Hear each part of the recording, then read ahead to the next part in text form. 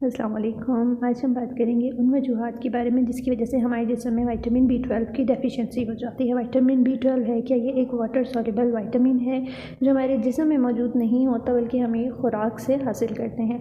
अब जो है पहली इसकी वजह यह है कि हम ऐसी ग़िज़ाओं का या ऐसी खुराक को इस्तेमाल ना करें जिसमें विटामिन B12 मौजूद होता है, तो हमारे जिस्म में विटामिन B12 की कमी हो जाती है। विटामिन B12 जो है वो डेयरी प्रोडक्ट्स में मौजूद होता है, गोश्त में मौजूद होता है, कुछ फल फ्रूट ऐसे हैं उनमें विटामिन B12 मौजूद होता है, जो अंडे हैं उनमें विटामिन B12 मौजूद होता है। तो अगर हम अपनी खुराक को में ये तमाम अनासिर ना रखें तो इसकी वजह से हमारे जिस्म जो है उसमें क्या होता है, विटामिन B12 की डेफिशिएंसी हो जाती है। इसके अलावा अगर हम इसकी दूसरी अहम वजह की बात करें तो कुछ ऐसी मेडिकेशंस हैं जिनकी वजह से विटामिन B12 की डेफिशिएंसी हो जाती है। इसमें सबसे पहले हम बात करते हैं प्रोटॉन पंप इनहिबिटर्स की या PPI की।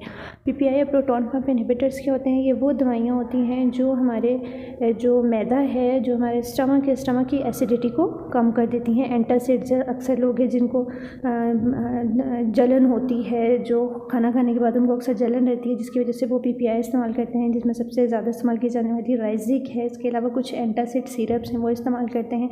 तो क्या होता है असल में, ये करते क्या हैं, जो हमारे विटामिन B12 होता है वो स्टमक में क्या करते हैं, स्टमक में जाकर वो HCl की मौजूदगी में यानी एसिड की मौजूदगी में फूड से सेपरेट हो जाता है और फिर एक प्रोटीन है जिसे हम इंट्रिंसिक फैक्टर कहते हैं, उसके साथ बाइंड होकर जो है ब्लड में एब्जॉर्ब हो जाता है। लेकिन अब अगर क्या होता है कि हम जो है ऐसी डाइट को इस्तेमाल करें जिसमें अगर हम राइजिक को या PPI इस्तेमाल करें तो उससे क्या होता है कि जो एसिडिटी है वो हमारे स्टमक में नहीं होती, एसिडिटी कम हो जाती है जिसकी वजह से विटामिन B12 जो है वो हमारे जिस्म में अच्छे से एब्जॉर्ब नहीं हो पाता है। इसके अलावा दूसरी हम सबसे ज़्यादा इस्तेमाल की जाने वाली मेडिसिन की बात करें तो उसमें हमारे पास आ जाता है मेटफॉर्मिन या ग्लूकोफेज के नाम से।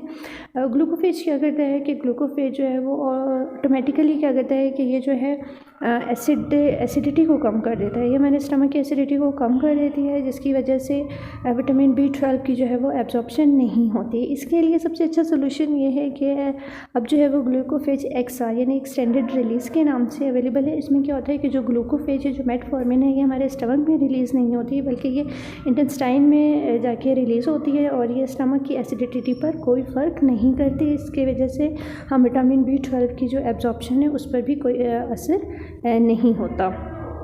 जी, ये तो अब दो ऐसी मेडिसिन हैं जिसकी वजह से विटामिन B12 की डेफिशिएंसी हो सकती है। अगर आपको मेरी वीडियो पसंद आई है तो मेरी वीडियो को ज़रूर लाइक कीजिए। अभी तक आपने मेरे चैनल को सब्सक्राइब नहीं किया तो मेरे चैनल को ज़रूर सब्सक्राइब कीजिए। शुक्रिया।